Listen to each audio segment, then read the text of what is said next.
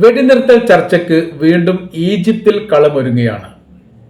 അവസാനഘട്ട ചർച്ചയുമായിട്ട് ബന്ധപ്പെട്ട് പലസ്തീൻ്റെ ഭാഗത്തുനിന്നും ഇസ്രായേലിൻ്റെ ഭാഗത്തുനിന്നും വലിയ രീതിയിലുള്ള സമ്മർദ്ദമുണ്ടായി എന്ന് മാത്രമല്ല, പുതിയ നിർദ്ദേശ കാര്യങ്ങളൊക്കെ മുന്നോട്ട് വെച്ചതിൻ്റെ അടിസ്ഥാനത്തിൽ കരാർ വ്യവസ്ഥ പാലിക്കാൻ പറ്റാത്ത രീതിയിൽ വെടിനിർത്തലുമായി ബന്ധപ്പെട്ട ഉച്ചകോടി അവസാനിപ്പിക്കുകയായിരുന്നു. ഇസ്രായേലിനെ സംബന്ധിച്ചിടത്തോളം വിട്ടുവീഴ്ചക്ക് അവരോ പലസ്തീനെ സംബന്ധിച്ചിടത്തോളം വിട്ടുവീഴ്ചക്ക് അവരോ തയ്യാറാവാത്ത കാരണത്താലാണ് ഇത്തരമൊരു സാഹചര്യങ്ങൾ വന്ന് പെട്ടിരിക്കുന്നത്. എന്നാൽ ഇപ്പോൾ ഇസ്രായേലിൻ്റെ ഭാഗത്തുനിന്ന് വെടിനിർത്തലുമായി ബന്ധപ്പെട്ട കാര്യത്തെക്കുറിച്ച് ഒരു ചർച്ചയാവാം എന്ന തരത്തിലുള്ള വിവരം ഈജിപ്തിനെ അറിയിച്ചിരിക്കുകയാണ്. ചില നിർദ്ദേശങ്ങളൊക്കെ വെച്ചിട്ടുണ്ടെങ്കിലും ചില വിട്ടുവീഴ്ചകൾക്ക് തങ്ങൾ തയ്യാറാണ് എന്ന തരത്തിലാണ് ഇസ്രായേലിൻ്റെ ഭാഗത്തുനിന്ന് ഇപ്പോൾ റിപ്പോർട്ട് പുറത്തു വന്നിരിക്കുന്നത്. അതിനകത്ത് പറയുന്ന കാര്യം, രണ്ടാം ഘട്ട വെടിനിർത്തലുമായിട്ട് ബന്ധപ്പെട്ട് പിന്നീട് അവസാന ഘട്ടം ഈ വെടിനിർത്തൽ കരാർ ലംഘിച്ചുകൊണ്ടാണ് ഗസയെ ഇസ്രായേൽ ആക്രമിക്കുന്നത്. ആ ആക്രമണത്തോടനുബന്ധിച്ച് വലിയ രീതിയിലുള്ള മരണങ്ങൾ റിപ്പോർട്ട് ചെയ്യുകയും ഹമാസിൻ്റെ 4-ലധികം നേതാക്കന്മാരെ വധിക്കാൻ വേണ്ടി ഇസ്രായേലിന് സാധിക്കുകയും ചെയ്തു. അതോടുകൂടി തങ്ങൾ ഇനി വെടിനിർത്തലിന് ഇല്ലെന്നും പൂർണ്ണമായ രീതിയിൽ ഹമാസിനെ കീഴ്പ്പെടുത്താൻ തങ്ങൾക്ക് സാധിക്കും എന്നുള്ളൊരു പ്രഖ്യാപനവും ഇസ്രായേലിൻ്റെ ഭാഗത്തുനിന്ന് പുറത്തു വന്നു. അതേക്കുറിച്ച് വലിയ അന്വേഷണം കാര്യങ്ങളൊക്കെ പലസ്തീൻ അതോറിറ്റിയൊക്കെ നടത്തിയിരിക്കുന്നു എന്നുള്ളതാണ്. ഗസയുമായിട്ട് ബന്ധപ്പെട്ടതായതുകൊണ്ട് ഹമാസിൻ്റെ ഭാഗത്തും വലിയ അന്വേഷണമൊക്കെ നടത്തി. കാരണം എന്ന് പറഞ്ഞാൽ ഇത്ര അടുത്ത ദിവസങ്ങളിലായിട്ട് ഹമാസിൻ്റെ നേതാക്കന്മാർ ഇങ്ങനെ കൂട്ടക്കൊല ചെയ്യുന്ന രീതിയിലൊക്കെ മരണപ്പെട്ടതിൻ്റെ കാര്യത്തെക്കുറിച്ച് അന്വേഷിക്കുന്ന സമയത്താണ് അവിടെ ഇസ്രായേലിൻ്റെ ചാരന്മാർ പ്രവർത്തിക്കുന്നുണ്ട് എന്നുള്ളതും ഇവർ ഒളിച്ചിരിക്കുന്ന ഒളിസങ്കേതത്തിൻ്റെ രഹസ്യങ്ങൾ ചോർത്തിക്കൊടുത്ത് ആ മേഖല കേന്ദ്രീകരിച്ചുകൊണ്ട് ഇസ്രായേൽ ആക്രമണം നടത്തുകയും ഇവരെ കൊലപ്പെടുത്തുകയുമാണ് ഉണ്ടായത് എന്നുള്ളത് മനസ്സിലാക്കിയതിൻ്റെ അടിസ്ഥാനത്തിൽ വലിയ രീതിയിലുള്ള അന്വേഷണം നടത്തി അങ്ങനെ ജൂതർക്ക് ഒറ്റുകൊടുക്കുന്ന ആളെ കണ്ടെത്തുകയും പിടികൂടുകയും വധിക്കുകയും ചെയ്തു. അതോടനുബന്ധിച്ച് രഹസ്യങ്ങളൊന്നും ചോർന്ന് കിട്ടാത്ത ഒരു പ്രയാസ സാഹചര്യത്തിലേക്ക് ഇസ്രായേൽ സർക്കാർ മാറി. ലക്ഷ്യം കണ്ടുകൊണ്ട് ആക്രമിക്കാൻ വേണ്ടി സാധിക്കുന്നില്ല. പിന്നെ കാണുന്നിടത്തൊക്കെ ബോംബ് സ്ഫോടനം ഉണ്ടാക്കി കണ്ട് കൊലപ്പെടുത്തുക എന്നുള്ള രീതി മാത്രമാണ്. അന്താരാഷ്ട്ര തലത്തിലൊക്കെ ഇസ്രായേൽ ഒറ്റപ്പെട്ടു പോകാനുള്ള പ്രധാന കാരണം ഇതാണ്. ചേർന്ന് നിന്ന എല്ലാ രാജ്യങ്ങളും ഇപ്പോൾ അകന്നു നിൽക്കുകയും ശത്രുതാ മനോഭാവത്തോടു കൂടി പെരുമാറുന്നുണ്ട് എന്ന് ഇതിൻ്റെ ഇടയിൽ തന്നെ ഒരു ഇസ്രായേലിൻ്റെ പ്രതിനിധി തന്നെ പറയുകയും ചെയ്തു. ഇങ്ങനത്തെ ഒരു പ്രത്യേക സാഹചര്യത്തിൽ ലക്ഷ്യം കാണാത്ത ഒരു യുദ്ധത്തിന് താല്പര്യമില്ല എന്നുള്ളതും രാജ്യത്തിൻ്റെ അകത്ത് വലിയ രീതിയിലുള്ള പ്രക്ഷോഭങ്ങളും സമരങ്ങളും നടക്കുന്നുണ്ട്. അത് ബന്ദികളുടെ മോചനവുമായി ബന്ധപ്പെട്ട വിഷയമാണ്. മാത്രമല്ല ഓരോരോ ദിവസം ബന്ദികൾ മരിച്ചിരിക്കുന്നോ അല്ലെങ്കിൽ ജീവിച്ചിരിക്കുന്നോ എന്നതിനെക്കുറിച്ച് അറിയാൻ വേണ്ടി സാധിക്കുന്ന ഒരു സംവിധാനമില്ല. എത്ര പേര് ഞങ്ങളുടെ കൈവശത്തിൽ ഉണ്ട് എന്ന് ഹമാസിൻ്റെ ആളുകൾ പറയുന്ന സമയത്ത് അത് അംഗീകരിക്കേണ്ട ഒരു സ്ഥിതിയാണ്. അത് തങ്ങൾക്ക് വലിയ പ്രയാസം ഉണ്ടാക്കുന്നു.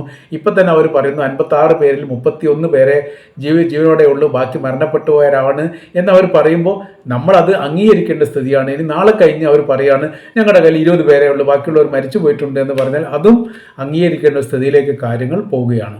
അപ്പോൾ അതിനപ്പുറം രാജ്യത്തെ അകത്തുള്ള വലിയ പ്രതിഷേധങ്ങളും പ്രക്ഷോഭങ്ങളും സമരങ്ങളും സൈനികർക്കുണ്ടാകുന്ന മാനസിക പ്രയാസങ്ങളും അതോടൊപ്പം തന്നെ ഈ യമൻ്റെ ഭാഗത്തു നിന്നുണ്ടാകുന്ന വലിയ രൂക്ഷമായിരിക്കുന്ന ആക്രമണവും അമേരിക്ക ഏറെക്കുറെ തങ്ങളിൽ നിന്ന് അകന്നു നിൽക്കുന്ന സ്ഥിതിവിശേഷം എല്ലാം കൂടി സംയോജിപ്പിച്ചുകൊണ്ട് ഈ യുദ്ധത്തെ മുന്നോട്ട് നയിക്കാൻ വേണ്ടി ഇസ്രായേലിനെ സംബന്ധിച്ചിടത്തോളം സാധിക്കുന്നില്ല. ദീർഘകാല യുദ്ധം ചെയ്ത പരിചയവും അനുഭവ സമ്പത്തും യഥാർത്ഥത്തിൽ ഇസ്രായേലില്ല. ഹ്രസ്വകാല യുദ്ധം ചെയ്ത് വലിയ മുന്നേറ്റവും വലിയ വിജയം ഉണ്ടാക്കുന്ന രീതിയാണ് സാധാരണഗതിയിൽ ഇസ്രായേൽ ചെയ്യാറുള്ളത്. അത് ജനങ്ങൾക്കോ അതല്ലെങ്കിൽ സൈനികർക്കോ പ്രയാസങ്ങളോ ബുദ്ധിമുട്ടോ ഉണ്ടാവാറില്ല. മറ്റൊരു രീതിയിൽ പറഞ്ഞാൽ രാജ്യത്തുള്ള ജനങ്ങളിലെ 75% ആളുകളും ഇസ്രായേലും മറ്റു രാജ്യങ്ങളും തമ്മിലുള്ള യുദ്ധം അറിയാൽ പോലുമില്ല. ആ രീതിയിൽ വലിയ മുന്നേറ്റം നടത്താൻ വേണ്ടി സാധിക്കുന്ന ഒരു യുദ്ധമാണ് പല ഘട്ടങ്ങളിലും ഇസ്രായേൽ അഭിമുഖീകരിച്ചത്. ഇപ്പോഴത്തെ പലസ്തീൻ ഇസ്രായേൽ യുദ്ധവുമായിട്ട് ബന്ധപ്പെട്ട് ഓരോ ഇസ്രായേലിയരും അതിൻ്റെ പ്രയാസം അനുഭവിക്കുന്ന തരത്തിലേക്ക് കാര്യങ്ങൾ പോകുന്നു. ഇതാണ് ഇസ്രായേലിനെ സംബന്ധിച്ചിടത്തോളം അവർക്ക് വലിയ പ്രയാസമായിരിക്കുന്ന ടൂറിസ്റ്റ് മേഖല അപ്പാടെ നിലംപൊത്തി ലോകരാജ്യങ്ങളിൽ നിന്ന് ഇസ്രായേലിലേക്ക് വരവ് നിന്നു. ഇവിടെ നിന്ന് പുറത്തു പോകുന്നവരെ ആണ് ഇപ്പോൾ ഏറ്റവും കൂടുതൽ കാണാൻ വേണ്ടി സാധിക്കുന്നത്. അവരെ മറ്റൊരു റിപ്പോർട്ടിൻ്റെ ഭാഗമായിട്ട് പറയുന്നു, ഇസ്രായേലിൽ നിന്ന് മറ്റ് രാജ്യങ്ങളിലേക്കുള്ള ഫ്ലൈറ്റുകൾ നിറഞ്ഞുകൊണ്ട് പോവുകയും തിരിച്ച് ഇങ്ങോട്ട് കാലിയടിച്ച് വരേണ്ട ഒരു സ്ഥിതിവിശേഷം നിലനിൽക്കുന്നു. ഇവിടുന്ന് അങ്ങോട്ട് പോകുന്ന ഏറ്റവും കൂടുതൽ ജൂതന്മാർ തന്നെയാണ്. ഇസ്രായേലികൾ രക്ഷപ്പെടുകയാണ്. കാര്യമെന്ന് പറയുന്നത് അവസാനിക്കാത്തൊരു യുദ്ധം മുനമ്പിലാണ് ഉള്ളത്. ശത്രുപക്ഷം വളരെ ശക്തമാണ്. 1.5 വർഷമായിട്ടും അവർക്ക് ക്ഷീണവും കാര്യങ്ങളൊന്നും ഉണ്ടായിട്ടില്ല. അവർ യുദ്ധം ചെയ്തുകൊണ്ടേയിരിക്കുന്നു, നമ്മൾ മരിച്ചുകൊണ്ടേയിരിക്കുന്നു അല്ലെങ്കിൽ അനുഭവിച്ചു കൊണ്ടേയിരിക്കുന്നു. ഈ സ്ഥിതിവിശേഷത്തിനൊക്കെ മാറ്റം വരണം. അത് മാറ്റം വരുത്താൻ വേണ്ടി ഇസ്രായേൽ സർക്കാർ തയ്യാറാകുന്നില്ല. അതുകൊണ്ട് നമ്മൾ എന്ത് ചെയ്യുക, തൽക്കാലത്തേക്ക് ഇവിടുന്ന് മാറി നിൽക്കുക എന്ന് പറഞ്ഞിട്ട് നിറഞ്ഞ രീതിയിലാണ് ഒരു എയർക്രാഫ്റ്റ് പൊന്തുന്ന സമയത്ത് അതിൻ്റെ അകത്തുള്ള എല്ലാ സീറ്റും ഫുള്ളായ രീതിയിലാണ് ഇവിടുന്ന് ഉയർന്ന് പൊന്തുന്നത്. ആ വിമാനം ലണ്ടനിലോ അല്ലെങ്കിൽ പാരീസിലോ അമേരിക്കയിലോ ഇറക്കിയതിന് ശേഷം ഇസ്രായേലിലേക്ക് തിരിച്ചിറങ്ങുന്ന സമയത്ത് അത് കാലിയായിരിക്കും എന്നതിൻ്റെ അർത്ഥം ഇസ്രായേലിലേക്ക് മറ്റുള്ള രാജ്യക്കാരോ സ്വന്തം രാജ്യക്കാരോ വരാൻ താല്പര്യമില്ല എന്നാണ് അടയാളപ്പെടുന്നത്. ഈ മേഖല, വ്യോമ മേഖല വലിയ തകർച്ചയിലാണ് ഇസ്രായേലിനെ സംബന്ധിച്ചിടത്തോളം.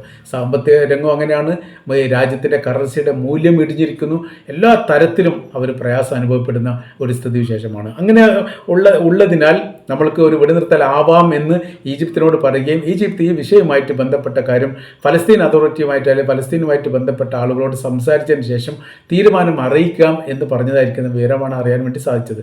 അപ്പോൾ യുദ്ധവുമായിട്ട് മുന്നോട്ട് കൊണ്ടുപോയിട്ട് ലക്ഷ്യം കാണില്ല എന്നുള്ളത് ഏറെക്കുറെ ഇസ്രായേലിനെ സംബന്ധിച്ചിടത്തോളം ഉറപ്പായിരിക്കുകയാണ്. ഇപ്പോൾ തന്നെ ഇസ്രായേലിൻ്റെ പ്രധാനമന്ത്രി പറയുന്നത് ഭരണം നിലനിൽക്കാൻ യുദ്ധം അനിവാര്യമാണ് എന്ന തരത്തിലാണ്.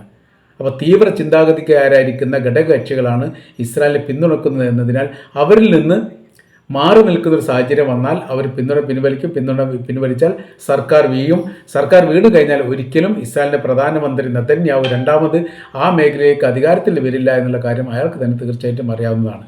ഇങ്ങനത്തെ വല്ലാത്ത പ്രതിസന്ധിയിലൂടെയാണ് യഥാർത്ഥത്തിൽ ഈ വിഷയം പോകുന്നത് എന്ന് മനസ്സിലാക്കിയതിൻ്റെ അടിസ്ഥാനത്തിൽ എന്ത് ചെയ്യാൻ വേണ്ടി തീരുമാനിച്ചിട്ടുണ്ട്.